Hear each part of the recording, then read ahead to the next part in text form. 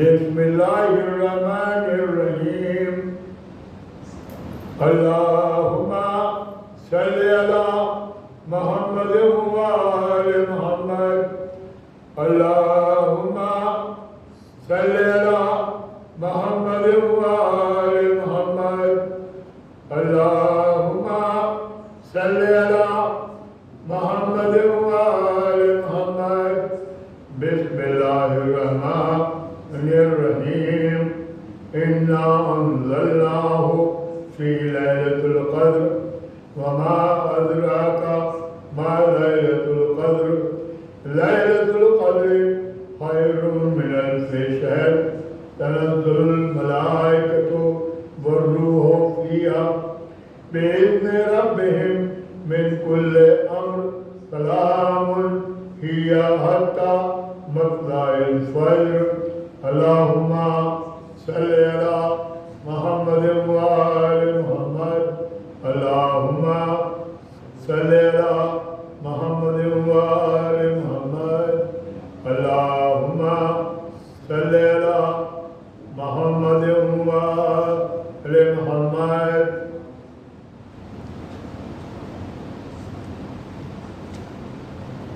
اللهم صل على محمد وآل محمد اللهم صل على محمد وآل محمد اللهم صل على محمد وآل محمد کوئی مشکل جہاں میں جب بھی دامن گیر ہوتی ہے کوئی مشکل جہاں میں جب بھی دامن گیر ہوتی ہے ہمارے ہاتھ میں درگاہ کی زنجیر ہوتی ہے ہمارے ہاتھ میں درگاہ کی زنجیر ہوتی ہے ابو طالب کے خون کی جب کہیں تفسیر ہوتی ہے ابو طالب کے خون کی جب کہیں تفسیر ہوتی ہے 14 آئینوں میں ایک ہی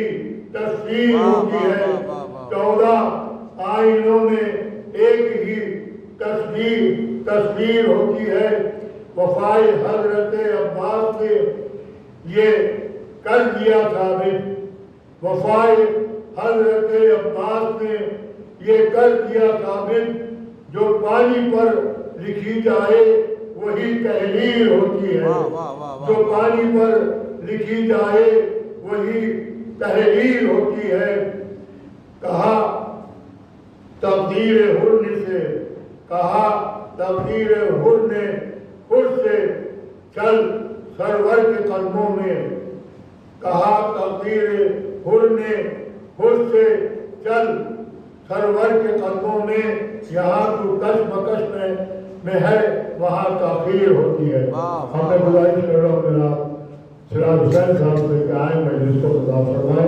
نعرہ صلوات اللہم صلی علی محمد وآل محمد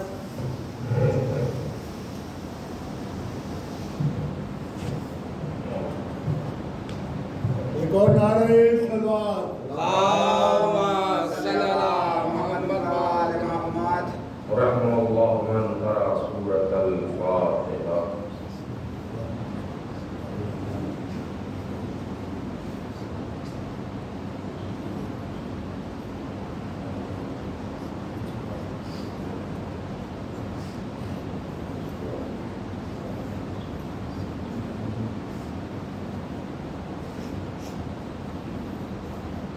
اعوذ باللہ من الشیطان اللعین الرجیم بسم اللہ الرحمن الرحیم الحمد للہ الذی جعلنا من المتمسکین بولایت امیر المؤمنین علی بن ابی طالب صلوات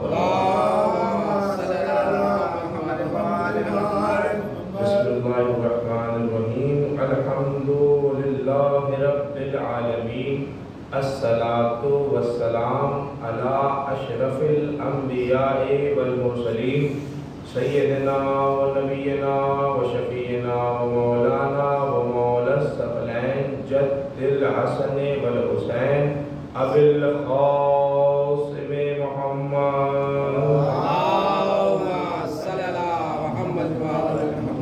وعلى أهل بيته الطيبين الطاهرين المعصومين المظلومين ولعنة الله على أعدائهم وقتلتهم وغاصب حقوقهم ومنكري فضائلهم ومصائبهم وعطشهم أجمعين من الآن إلى قيام يوم الدين أما بعد فقد قال الله سبحانه وتبارك وتعالى في كتابه المجيد وهو أصدق الصادقين وقوله الحق بسم الله الرحمن الرحيم إنما وليكم الله ورسوله والذين آمنوا الذين يقيمون الصلاة ويؤتون الزكاة وهم راكعون صلاة محمد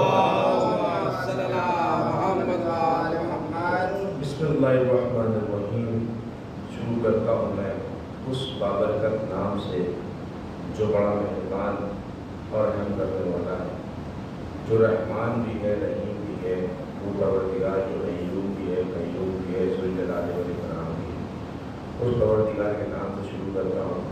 حضرات، جیسا کہ آپ کو علم ہے کہ جس آیہ کریمہ کو میں نے آیہ ولایت کو عنوان سبق قرار کیا ہے، اس میں پروردگار عالم کا ارشاد کیا ہو رہا ہے کہ انما ولیکم اللہ ورسولہ، کہ بے شک تمہارا ولی اللہ ہے اور اس کا رسول ہے.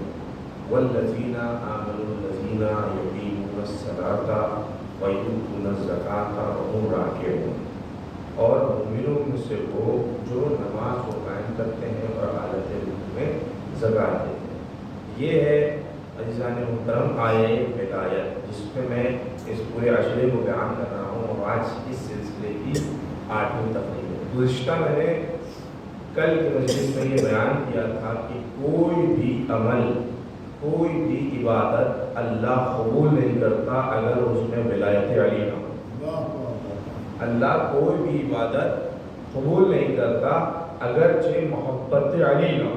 لاکھ انسان کتنی ہی کیوں نہ نمازیں پڑھ ڈالے، لاکھ کتنے ہی کیوں نہ روزے رکھ ڈالے، لاکھ، حتیٰ کہ رسول نے کہا کہ میرے ساتھ، مجھ محمد کے ساتھ چاہے انسان پاپیادہ کیوں نہ 100 بار حج کرے، احد کے پہاڑ کے برابر سونا راہ خیرات میں کیوں نہ دے دے، صفا اور مروہ کے درمیان سعی کرتے ہوئے کیوں نہ غربت کی موت مر جائے، لیکن تب بھی اللہ اس کو جنت کی بو نہیں دے گا جب تک کہ اس کے دل میں ولایت علی نہ ہو.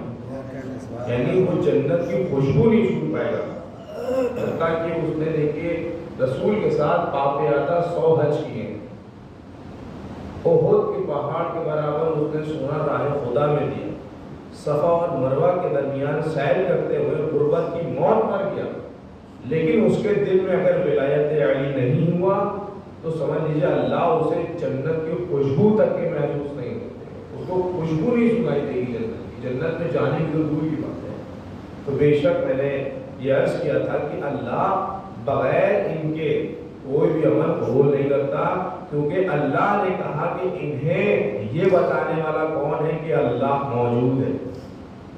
انہیں کس نے بتایا کہ اللہ ہے؟ رسول نے بتایا. تو اللہ نے کہا کہ انہیں آپ نے بتایا کہ میں کون ہوں، تو میں بھی بغیر آپ کے، آپ کی ولی کی ولایت کے، ان کی کوئی بھی عبادت کو قبول نہیں کرتا. اور میں نے یہ بھی عرض کیا تھا کہ جو لوگ علی کو چھوڑ کے قرآن پڑھتے ہیں، علی کو چھوڑ کے عبادتیں کرتے ہیں، ان کا کیا حال ہوتا ہے. توجہ چاہتا ہوں. دیکھیے، علی کو چھوڑ کے عبادت نہیں کرنا، علی کے ساتھ عبادت کرنا ہے. علی کو چھوڑ کے قرآن نہیں پڑھنا، علی کے ساتھ قرآن پڑھنا. اور بلکہ جملوں کو بدل دیتا ہوں کہ اگرچہ قرآن کو پڑھنا ہے تو قرآن کے وارثین کے ساتھ قرآن پڑھنا ہے، قرآن کے وارثین سے قرآن لینا ہے، ان سے سمجھ کے پڑھنا ہے. بغیر ان کے ہمیں کچھ نہیں سمجھ میں آنے والا، کیونکہ قرآن مجید میں ایسی ایسی چیزیں موجود ہیں کہ جس کا علم صرف وارث قرآن کو ہے. آپ دیکھیں حروف مقطعات، یہ جو الف لام میم یا سین، الف لام را وغیرہ وغیرہ، آپ اس سے لکھتا جانتے ہیں اس کے معنی کیا ہیں؟ کوئی نہیں بتا سکتا اس کے معنی کیا ہے. لیکن یہ کون جانتا ہے؟ سوائے اللہ کے اور معصومین کے. اس کا علم کسی کے پاس نہیں. اور کہیں نہ کہیں میرا یہ دل بولتا ہے، یہ ہمارا عقیدہ ہے کہ حروف مقطعات بھی اہل بیت کے فضائل چھپے ہوئے ہیں، حروف مقطعات میں بھی اہل بیت کے فضائل چھپے ہوئے ہیں۔ تو بے شک ہمیں قرآن کو قرآن کے وارثین سے لینا ہے، قرآن کو قرآن کے وارثین سے سمجھنا ہے، تو ہمیں قرآن سمجھ میں آئے گا، اس کی ایک ایک چیز سمجھ میں آئے گی۔ جیسے کہ میں نے عرض کیا تھا کل، ایک شخص کہنے لگا کہ یا علی، جب قرآن میں ہر خوشب و تر موجود ہے تو 1,24,000 نبیوں کے نام کیوں نہیں ہیں؟ تو مولا نے کہا کہ اگر قرآن کو اصل وارثین سے سمجھو گے تو تمہیں سب کچھ نظر آ جائے گا۔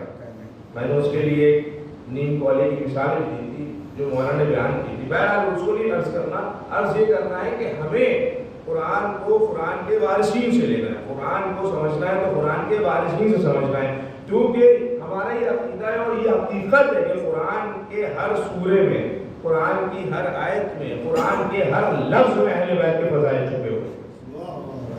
اب ہم کو کیا ہے کہ جتنے بھی معلوم ہے اتنے ہی معلوم ہے، اتنوں کا علم ہے بس، لیکن ہمیں اس کے بارے میں اور تحقیق کرنا ہے، تو ہمیں تحقیق ان کے ذریعے سے کرنا ہے، ان کی مدد کے ذریعے سے کرنا ہے۔ ہمیں ڈھونڈنا ہے کہ اہل بیت کے فضائل کہاں کہاں پر موجود ہے، کہاں کہاں پہ قرآن میں ان کے اہل بیت کے فضائل چھپے ہوئے ہیں۔ ہر سورے میں، ہر آیت میں اہل بیت کے فضائل موجود ہیں، تو ہم کو ان سے جب قرآن ملے گا تو ہمیں وہ ساری چیزیں نظر آئیں گی جو ہمیں یوں نہیں سمجھ میں آ رہی ہیں۔ بے شک قرآن کے ساتھ ساتھ قرآن کے وارثین کا ہونا ضروری ہے۔ سب سے بڑی دلیل دوں، اگرچہ صرف اور صرف قرآن ہونا ضروری ہوتا، جو لوگ کہہ رہے تھے نا ہمارے لیے صرف قرآن کافی ہے، رسول نے کہا کہ میں تمہارے درمیان 2 گرہ قدر چیزیں چھوڑے جا رہا ہوں، ایک قرآن ایک میری رکھ، لیکن کچھ لوگوں نے کہا نہیں کہ میرے لیے قرآن ہی کافی ہے۔ دیکھیے اگرچہ قرآن ہی کافی ہوتا تو آج جو قانون ہے تو صرف قانون کی کتابیں ہوتی، جج کی ضرورت نہ ہوتی، صرف قانون کی کتابیں ہوتی، موجود ہوتی، لیکن جج کی ضرورت نہیں ہوتی۔ آپ دیکھیے تو اس سے یہ ثابت ہو رہا ہے کہ دیکھیے قرآن جہاں ہوگا وہاں قرآن کے وارثین کا بھی ہونا ضروری ہے، کیونکہ بغیر قرآن کے وارثین کے ہم قرآن کو نہیں سمجھ سکتے۔ ایک شخص مولا کائنات کے پاس آیا، صلی اللہ علیہ وسلم، وہ یہودی تھا، وہ پہلے ان لوگوں کے پاس گیا جب دوسرے خلیفہ کا دور تھا، اس کے پاس گیا، وہ یہودی تھا، کہنے لگا کہ میں مسلمان ہونا چاہتا ہوں۔ اب یہ بھی بڑے خوش ہوئے کہ چلو کہیں اتہاس میں میری باتیں لکھی جائیں گی کہ ہم نے کسی کو مسلمان کیا، حالانکہ وہ خود چل کے آیا ہے کہ میں مسلمان ہونا چاہتا ہوں۔ اب یہ بہت خوش ہو گئے، ارے یہ مسلمان ہونا چاہتا ہے، اور اگر ہم اس کو مسلمان کر دیں گے تو یہ تاریخ میں لکھا جائے گا کہ ہم نے ان کو مسلمان کیا۔ یہ دوسرے خلیفہ سوچ رہے بہت خوش ہے، لیکن وہ آنے والا تھا، اس نے کہا کہ میری ایک شرط ہے، وہ یہودیوں کا بہت بڑا عالم تھا، اس نے کہا میری ایک شرط ہے۔ کہا کیا شرط ہے؟ کہا میرا ایک چھوٹا سا سوال ہے۔ کہا کیا سوال ہے؟ وہ اتنا عالم تھا کہ اسے آسمانی کتابوں کا علم تھا، توجہ چاہتا ہوں، اسے آسمانی کتابوں کا علم تھا۔ اس نے کہا کہ میرا بس ایک چھوٹا سا سوال ہے، اگر اس کا جواب دے دو تو میں مسلمان ہونے کے لیے تیار ہوں، توجہ چاہتا ہوں، میں مسلمان ہونے کے لیے تیار ہوں۔ تو اس نے کہا کہ ٹھیک ہے، جو بھی سوال کرنا ہو کرو۔ اس نے کہا یہ بتاؤ کیا اس آیت میں تمہارا اقرار ہے کہ اللہ ہر چیز پر قدرت رکھتا ہے؟ ان اللہ علی کل شیء قدیر، قرآن مجید کی آیت ہے، کیا اس آیت کو تم مانتے ہو کہ اللہ ہر چیز پر قدرت رکھتا ہے؟ تو کہیں گے ہاں بے شک قرآن میں آیت ہے اللہ ہر چیز پر قدرت رکھتا ہے۔ کہا اپنی بات کو مکرنا نہیں، اس آیت پہ اقرار رکھتے ہو نہیں رکھتے ہو؟ تو یہ خلیفہ دو کہنے لگا ہاں میں اس پہ اقرار رکھتا ہوں کہ اللہ ہر چیز پر قدرت رکھتا ہے۔ تو کہا میرا سوال یہ ہے کہ کیا اللہ اپنے جیسا اللہ بنا سکتا ہے؟ کیا اللہ اپنے جیسا اللہ بنا سکتا ہے؟ اب جیسے اس کا یہ اتنا گھماؤ دار سوال سنا، اتنا پیچیدہ سوال سنا، تو اب ان کے ہوش اڑ گئے، اب یہ کیا جواب دیں؟ خاموش، ان کے پاس کوئی جواب ہی نہیں۔ تو اب نوبت تو یہ آ گئی تھی کہ یا تو یہ قرآن سے آیت کو ہٹا دیتے کہ اللہ معاذ اللہ یہ جو اپنے حساب سے سوچتے ہیں، قرآن اپنے حساب سے پڑھتے ہیں، ان کے حساب سے معنی ہوتے ہیں، تو جب انہیں جواب نہیں آتا تو ہو سکتا ہے کہ قرآن کی آیت کو وہاں سے ہٹا دیتے کہ اللہ ہر چیز پر قدرت رکھتا ہے، اور اگرچہ یہ کہہ دیتے کہ ہاں کے ساتھ ساتھ کسی کا شریک لے آتے، اللہ کے ساتھ کسی اور اللہ کو لے آتے کہ اللہ کیسے اللہ بنا دے گا، پھر وہ ایک کیسے رہ جائے گا۔ توجہ کرو، ایسا گھماؤدار جب سوال تھا تو اب انہیں کچھ نہیں سمجھ میں آ رہا۔ انہوں نے بڑے بڑے اپنے جو ان کے بکے ہوئے، ان کے خریدے ہوئے عالم تھے، ان سب کو بلایا گیا۔ اب جب ان سے سوال کیا گیا انہیں بھی کچھ سمجھ میں نہیں آ رہا۔ توجہ چاہتے ہو تو وہاں دربار میں ایک ایسا شخص موجود تھا کہ جس نے اس یہودی سے مخاطب ہوئے کہا کہ تو بھی کہاں آ گیا اسلام کو کہنے کے لیے کہ اسلام مجھے سمجھائے، تو بھی کہاں دربار میں آ گیا ان سے سوال کرنے کے لیے؟ یہ اسلام کے اصل وارثین نہیں ہے، یہ درباری اصل وارثین کوئی اور ہے، چلو میں اس کے پاس تم کو لے کے چلتا ہوں۔ توجہ چاہتا ہوں۔ اب دیکھیے کیا ہوا کہ مولا کائنات کے پاس لے جانے کی جب بات آئی تو خلیفہ دوم نے کہا نہیں، اس کو وہاں نہ لے جاؤ، مولا کو خود یہاں بلاؤ، کیونکہ آپ سمجھ لیں اس کے پیچھے کیا مقصد تھا۔ اگر مولا وہاں جواب دے دیتے تو اس کے بارے میں کیا ہوتا؟ اس کے پاس آیا تھا وہ خالی ہاتھ چلا گیا، اور اس نے ہمیشہ یہی کہا کہ اگر علی نہ ہوتے تو ہم ہلاک ہو جاتے، لہذا مولا کائنات کو بلایا گیا۔ اب جب مولا کائنات کو بلایا گیا اور مولا کائنات سے یہ سوال کیا گیا، دیکھیے یہ بھی ولایت کے موضوع سے ہٹ کر نہیں ہے، کیونکہ جو علی کا چاہنے والا ہوتا ہے اسے علی کے نقش قدم پر چلنا چاہیے۔ مولا کائنات نے کہا زیادہ سے زیادہ علم حاصل کرو کہ تم سے لوگوں تک علم پہنچے، تو ایسا علم حاصل کرنا ہے جیسا مولا کائنات چاہتے ہیں کہ ہمارے پاس اگر کوئی سوال لے کے آئے تو ہم اس کو وقت نہ دے، اس کے سوال کا جواب فوراً دے، دلیل کے ساتھ دیں۔ تو بے شک یہ بھی ولایت ہے، جو علی کے چاہنے والے ہوتے ہیں، جو ولایتی ہوتے ہیں، انہیں علی کے قدم بہ قدم چلنا چاہیے، مولا کائنات کے قدم بہ قدم چلنا چاہیے۔ بہرحال وہ جب یہودی نے سوال کیا تو مولا نے کہا اس سوال کا جواب بہت آسان ہے، کہا سن، اللہ بے شک ہر چیز پر قدرت رکھتا ہے، وہ چاہے تو کچھ بھی کر دے، ان اللہ علی کل شیء قدیر، بے شک اللہ ہر چیز پر قدرت رکھتا ہے، وہ چاہے اپنے جیسا ایک اللہ نہیں بلکہ 100 اللہ 1000 اللہ بنا سکتا ہے، لیکن وہ چاہے جتنے بھی اللہ بنا دے تب بھی خالق وہی رہے گا، وہ سب اس کے بندے رہیں گے، وہ سب اس کی مخلوق رہیں گے۔ ایک سلوات پر کہ اللہ چاہے تو اپنے جیسے اللہ کتنے سارے کیوں نہ بنا دے، لیکن تب بھی خالق وہی رہے گا اور وہ سب اس کی مخلوقات۔ اللہ، اگر مولا کائنات نے جواب نہ دیا ہوتا تو یہ لوگ قرآن سے آیت کو ہٹا دیتے، یا تو یہ کہہ دیتے کہ ہاں بنا سکتا ہے، اس کے بارے میں دلیل دے نہیں پاتے۔ بہرحال یہ عرض کرنا چاہتا ہوں کہ جو بھی مولا کائنات کے پاس آتا تھا خالی ہاتھ نہیں آتا تھا، جو بھی سوال کرتا تھا مولا اسے جواب دے دیتے۔ ایک مرتبہ ایک بہت بڑا عالم جسے آسمانی کتابوں کا بھی علم تھا، علم غیب بھی جانتا تھا، وہ مولا کائنات کے پاس آیا اور کہنے لگا یا علی میں نے سنا ہے کہ آپ بہت عالم ہیں، توجہ چاہتا ہوں، تو یا علی میں چاہتا ہوں کہ آپ مجھ سے مناظرہ کریں۔ اس نے کہا یا علی میں چاہتا ہوں کہ آپ کوئی سوال مجھ سے کریں۔ لوگ ابھی تک کہ علی سے سوال کرتے تھے، وہ کہہ رہے ہیں کہ یا علی میں چاہتا ہوں آپ کوئی سوال کریں۔ مولا نے کہا اچھا ایسی بات ہے۔ مولا نے اپنا ہاتھ پیچھے کیا، مٹھی کو بند کیا، ہاتھ کو سامنے کیا، کہا یہ بتاؤ کہ میرے ہاتھ میں کیا ہے، کہا یہ بتاؤ کہ میرے ہاتھ میں کیا ہے؟ تو اس نے کہا کہ فلاں فلاں پہاڑ پر ایک فاختہ نے اپنے گھونسلے میں کچھ انڈے دیے ہیں اور ان انڈوں میں سے ایک انڈا آپ کی مٹھی میں۔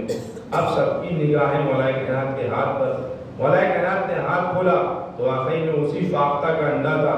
اب جتنے بھی مولا کائنات کے دشمن تھے اب وہ اندر ہی اندر خوش ہونے لگے کہ یہ لوگ، ایسا بھی کوئی آیا کہ جس نے علی کو جواب دیا۔ مولا کائنات منبر سے اترے، کہا کہ کسی ماں نے کسی ایسے کو جنم ہی نہیں دیا کہ جو علی کو چیلنج کر سکے، یہ جہاں سے میں نے انڈا اٹھایا اسے وہاں رکھ کے دکھا۔ وجہ چاہتا ہوں مولا کائنات کو وہ جواب دے رہا تھا نا، مولا کائنات نے تیور بدل کے کہا کہ یہ انڈا جہاں سے میں نے اٹھایا ہے یہ وہاں رکھ کے دکھا، تو وہ خود ختم ہونے کے لیے کہنے لگا یا علی جو میرے بس میں تھا وہ میں نے بتا دیا، یہ لیکن میں نہیں کر سکتا سوائے آپ کے کوئی اور نہیں کر سکتا۔ ایک سلوات پر محمد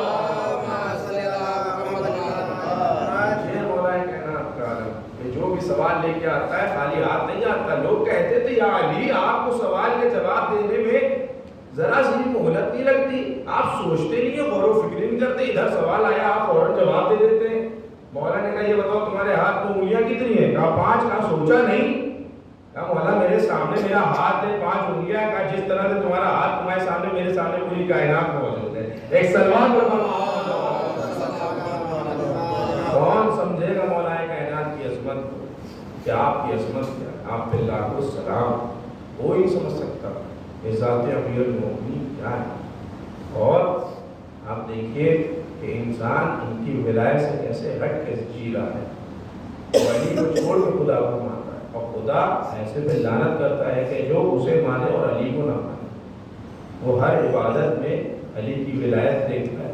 اگر علی کی ولایت ہوتی ہے تو قبول کر لیتا ہے، ورنہ عبادت کو ان کے منہ پہ مار کے بھیج دیتا ہے.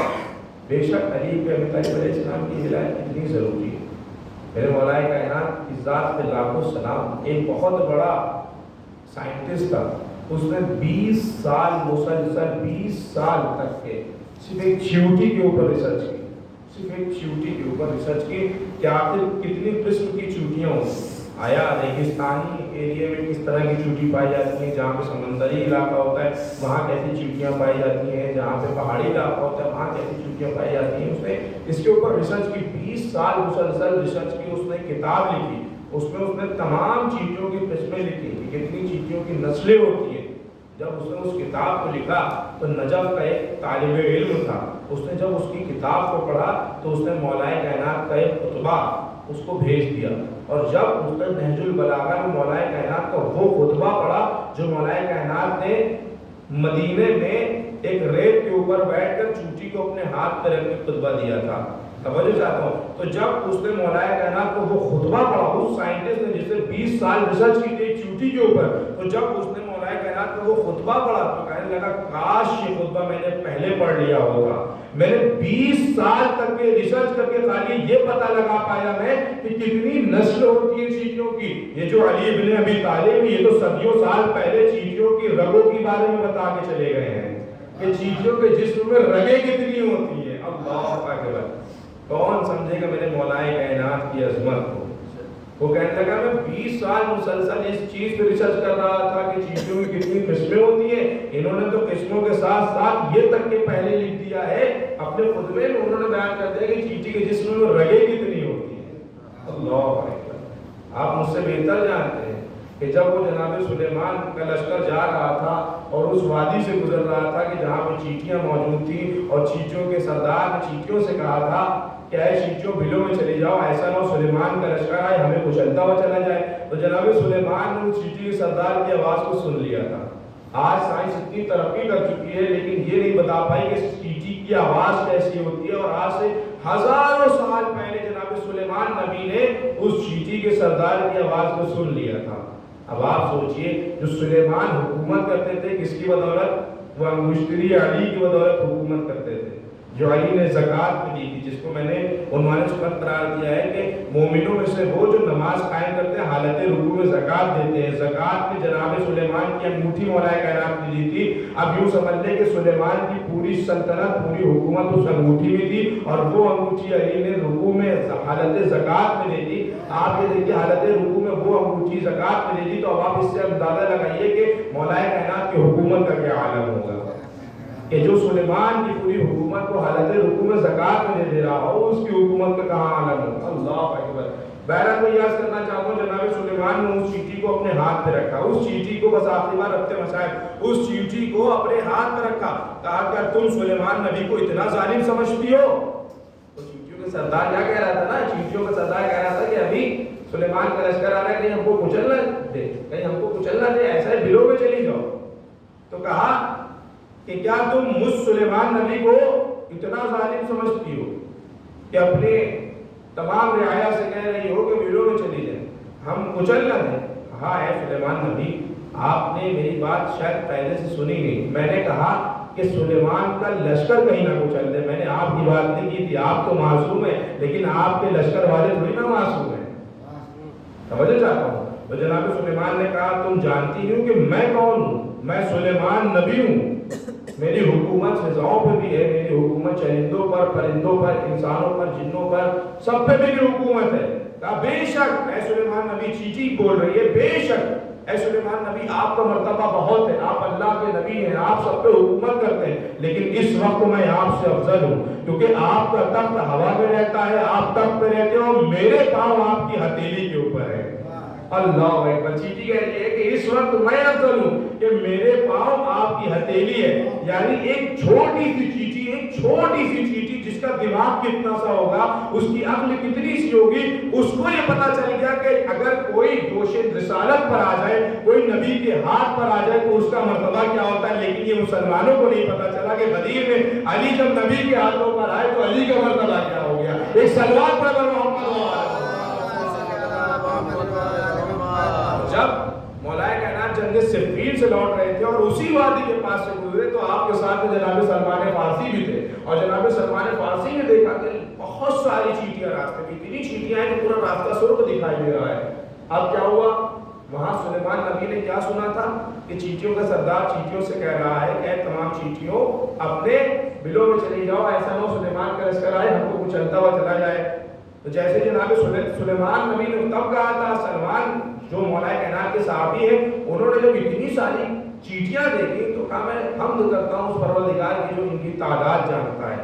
تو مولا کائنات نے اپنا دست مبارک جناب سلمان فارسی کے چہرے میں پھیرا، اے سلمان سر آپ کی چیٹیوں کی آواز کو سنو، بھائی آپ نے حمد کی، بے شک کہو تو میں بتا دوں کہ ان کی تعداد کتنی ہے، کہو تو یہ بتا دوں ان کا وزن کتنا ہے، کہو تو یہ بتا دوں ان میں نر کتنی ہے مادہ کتنی، کہو تو یہ بتا دوں کتنی مشرق کی طرف جا رہی، کتنی مغرب کی طرف، کہو تو یہ بتا دوں کتنوں کو رزق مل چکا، کتنے رزق کی تلاش میں جا رہے ہیں۔ اللہ اکبر۔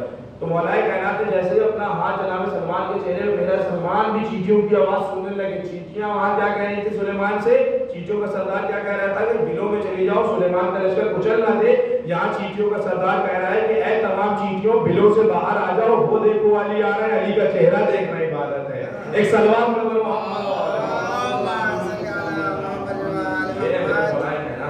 مولا کائنات نے چیوٹی کے اوپر بہت سارے تحفے دیے ہیں۔ مولا کائنات نے فرمایا کہ دیکھو جو گندم کا دانہ ہوتا ہے، ایک گندم کا دانہ، اس میں بیچ میں جو لکیر ہوتی ہے وہی ہمیں سبق دیتی ہے کہ اس پر صرف اور صرف ہمارا حق نہیں ہے، اس پر کسی اور کا بھی حق ہے۔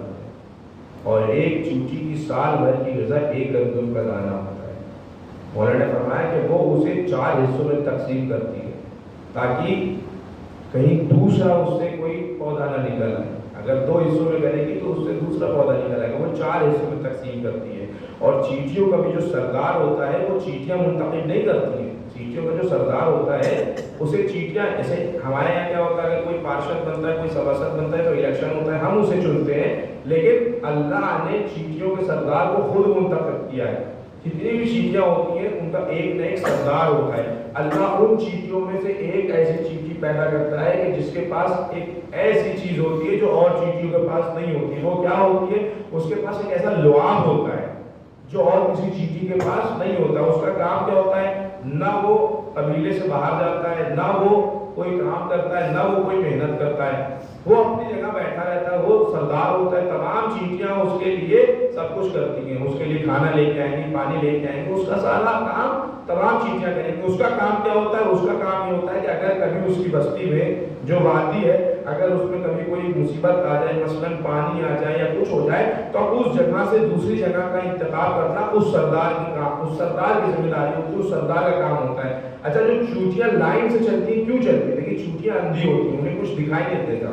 یہ لائن سے کیوں چلتی ہے؟ لائن سے اس لیے چلتی ہے کہ جب وہ ان کا سردار ایک جگہ سے دوسری جگہ کا منتخب کرتا ہے، دوسری جگہ کے بارے میں تلاش کرتا ہے، تو وہ اپنے سب سے آگے چلتا ہے اور اپنے منہ سے ایک ایسا لعاب پھینکتے چلتا ہے کہ اس لعاب کو سونگتے سونگتے قطار سے چیٹیاں چلتی ہیں۔ اور مولا کائنات نے اس کے اوپر بہت ساری باتیں بیان کی، بہرحال دامن وقت میں گنجائش تھی، کافی زیادہ وقت ہو گیا ہے، پھر انشاءاللہ کبھی وقت رہا تو عرض کروں گا۔ تو آپ یہ دیکھیے کہ ایک چیوٹی جو کہ چھوٹی سی چیوٹی ہوتی ہے، چھوٹا سا جانور، اس کا دماغ کتنا سا ہوگا، لیکن اس کے سمجھ میں آ گیا کہ جو نبی کے ہاتھ پہ آ جاتا ہے اس کا مرتبہ کیا ہوتا ہے۔ لیکن وائے ہم مسلمانوں کے اوپر کہ نبی نے ان کے سامنے غدیر میں علی کی ولایت کا اعلان کیا اور اس دن کے بعد یہ علی کی ولایت کو بھول گئے، اور یہ بغض علی تھا جو کربلا تک آ گیا تھا۔ یہ کربلا کی ابتدا غدیر سے ہو گئی۔ عزاداروں، دل ہی چاہتا ہے کہ اس کا ذکر کروں شکل میں، صورت میں، رفتار میں، گفتار میں، مولا کائنات کے شبیر حضرت عباس کا علم اللہ. آپ ہم شک حیدر کرار، آپ بہو حیدر کرار ہے. آپ علم میں تمام کمالات میں مولا کائنات کی شبیر. امام حسین علیہ السلام نے ایک ایسا جملہ کہا ہے جس سے آپ کو مولا عباس کی فضیلت کا علم پتہ چلے گا کہ مولا عباس کیا شخصیت. مولا حسین نے کہا کہ اگرچہ نبوت پہ جگہ ہوتی تو میں حسین نبی بنتا، اگرچہ امامت پہ جگہ ہوتی تو عباس امام بنتا. اللہ اکبر. آج 8 محرم رونے کے لیے تو بس یہی کافی ہے کہ آج 8 محرم. ذرا آپ سوچئے کتنی تیزی سے یہ عام اثر گزر گیا. ابھی فلک پہ چاند نمودار ہوا تھا، پہلی محرم آئی، دوسری محرم آئی، تیسری محرم آئی. آج دیکھیے 8 محرم آ گئی. یعنی کل کا دن شب عاشور کا دن ہے. اللہ اکبر. آج کی تاریخ کی مناسبت سے جناب عباس کو مشاہدہ کیا. یہ کون عباس ہے؟ وہی عباس ہے کہ جنہیں کربلا کا انتظار تھا کہ کب میرے آقا مجھے اجازت دے. اے عباس جاؤ، میں نے جنگ کی اجازت دے دی. دار عاشور کے دن مولا عباس کے سامنے گود میں کھلائے ہوئے بچے میدان میں گا رہے ہیں، جام شہادت نوش فرما رہے ہیں. مولا عباس بار بار آقا حسین سے کہہ رہے ہیں آقا مجھے مرنے کی اجازت دے دیجیے. مولا حسین یہ کہہ کے واپس کر دے رہے ہیں عباس تم تو میرے لشکر کے علمدار ہو. مولا عباس دائیں جانے دیکھتے ہیں، بائیں جانے دیکھتے کہتے ہیں آقا اب وہ لشکر ہی کہہ رہا کہ جس کی میں علمداری کروں. ہاں گزارو قیام سکینہ سے علی تاش آئے ہوئے پیاس مارے ڈال گئی. قیام سکینہ سے علی تاش کی صدائے بلند ہونے لگی. مولا عباس سے امام حسین نے کہا اے میرے بھیا عباس اگر جانا ہی چاہتے ہو تو ان پیاسے بچوں کے لیے پانی کی سبیل کر دو. آگے دورو. مولا عباس جناب سکینہ کے خیمے میں آئے، سوکھا و مشکیزہ لیا، اب آپ دریا کی طرف بڑھے. روایت میں ملتا ہے کہ جب مولا عباس نہر فرات اتر گئے اور چلو میں پانی لیا تو اس چلو میں پانی میں جو شکل نظر آئی تو جناب سکینہ کی شکل نظر آئی. جب چلو میں پانی لیا تو کربلا کے پیاسوں کی یاد آئی. مولا عباس کو قیام سکینہ میں تمام پیاسے بچے نظر آنے لگے. مولا عباس نے پروردگار سے کہا میرے پروردگار میں بہت شرمندہ ہوں کہ سکینہ خیمے میں پیاسی ہے، تمام بچے پیاسے ہیں اور عباس کے ہاتھ پانی سے تر ہو گئے ہیں.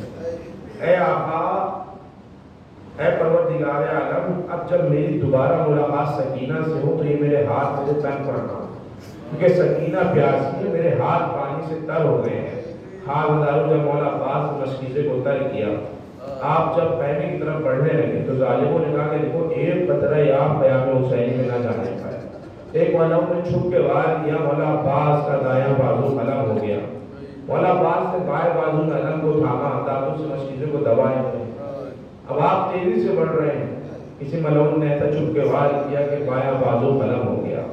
حاضروں آپ مولا عباس چاہتے ہیں کہ جلد از جلد یہ پانی قیام سکینہ تک پہنچا دیا جائے. اسی اثر میں ایک ملعون نے ایسا تیر چلایا جو مشک سکینہ کو چھیڑتا ہوا عباس کے دل میں اتر گیا. پانی کے ساتھ ساتھ عباس کی آس ٹوٹ گئی. حاضروں اب عباس خیمے جا کے کیا کہے؟ مولا عباس نے اپنے گھوڑے کو واپس ہرات کی طرف موڑا. اب ظالمین چاروں طرف سے حملہ کر رہے ہیں. ایک ملعون نے ایسا تیر چلایا، وہ تیر آ کے مولا عباس کی آنکھ میں لگا. آپ تصور کریں کہ اگر آپ سفر کر رہے ہوں، آپ کے ذرہ برابر بھی کوئی تنکا آپ کی آنکھ میں چلا جائے تو بے ساختہ آپ کا ہاتھ فوراً آنکھ میں جاتا ہے، اتنی بے چینی ہوتی ہے. لیکن ہائے حضرت عباس کی مصیبت کی جس کے دونوں شانے قلم ہو چکے تھے، آنکھ میں تیر لگا ہوا ہے. اب مولا عباس اس تیر کو کیسے نکالے؟ چاہا کہ اس تیر کو اپنے زانوں سے دبا کے کھینچ لے کہ اپنا جیسے ہی سر جھکایا اور اس تیر کو اپنے زانوں سے دبا کے کھینچنے کی کوشش کی.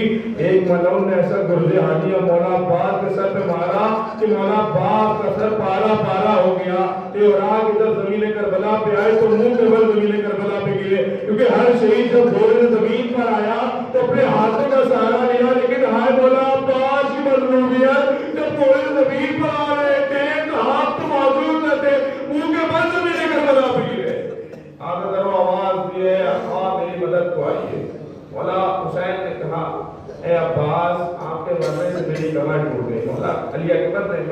کی قبر کو تھاما، مولا عباس کے سرحانے پہنچے، مولا حسین کہتے ہیں بھئی عباس جاتے جاتے کوئی وصیت؟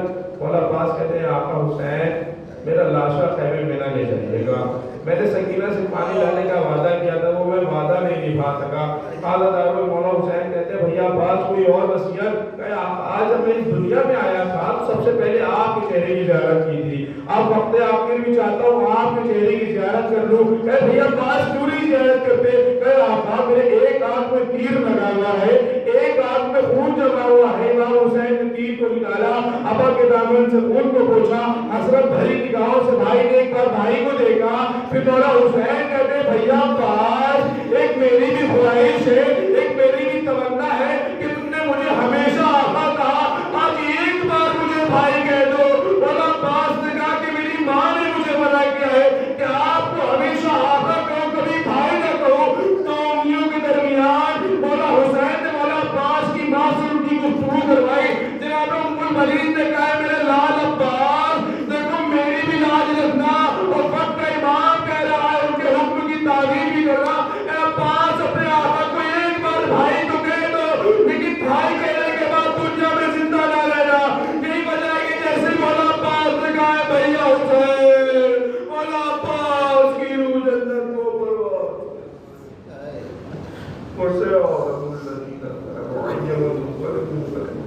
وتقبل منا انك انت السميع الدعاء انا لله وانا اليه راجعون تجل بفضائه وتكريمه ما تبع حسين حسین یا سکینہ یا عباس، یا سکینہ یا عباس، یا سکینہ یا عباس، یا سکینہ یا عباس، یا سکینہ یا عباس، یا سکینہ یا عباس، یا سکینہ یا سکینہ یا سکینہ۔ السلام علیکم یا عبد اللہ، السلام علیکم یا رسول اللہ، السلام علیکم وعلی جدک و ابیک، السلام علیکم وعلی امک و اخیک، السلام علیکم شہیدان کربلا، السلام علیکم واسکران کربلا، السلام علیکم ورحمۃ اللہ وبرکاتہ، السلام علیکم یا مولانا ولی والغرباء، السلام علیکم یا معین الضعفاء والفقراء، السلام علیکم یا شفیع شموس رئیس النفوس ایھا المدفون بعرض الدود سلطان العرب والعجم یا ابا الحسن علی بن موسی رضا وروحی بسم اللہ الفدا ورحمۃ اللہ وبرکاتہ، السلام علیکم یا مولانا علمان علمان علمان، السلام علیکم یا شریک القرآن، السلام علیکم یا خلیفۃ الرحمن اللہ تعالی فرجک وسعد اللہ تعالی مخرجک وظہورک انشاءاللہ ورحمۃ اللہ وبرکاتہ۔